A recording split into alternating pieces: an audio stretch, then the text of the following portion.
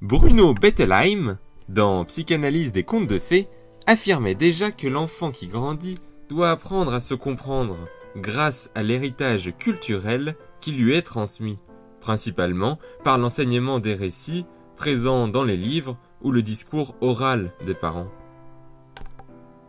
Michel Cossem, dans Découvrir les contes étranges ou merveilleux, met en exergue l'importance des soirées au coin du feu, où le conteur transmettait les rêves et fantasmes de la communauté, mais aussi ceux qui étaient importants de savoir pour vivre.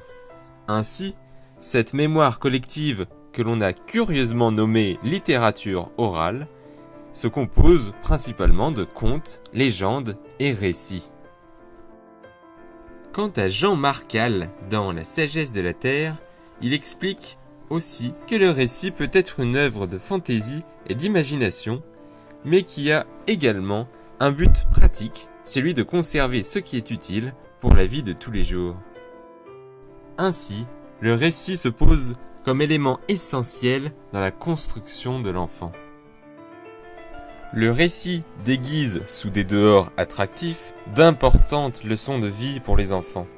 C'est ce que plaide Rousseau dans L'Émile ou de l'éducation, quand il dit « Un enfant n'est pas fort curieux de perfectionner l'instrument avec lequel on le tourmente, mais faites que cet instrument serve à ses plaisirs, et bientôt il s'y appliquera malgré vous. »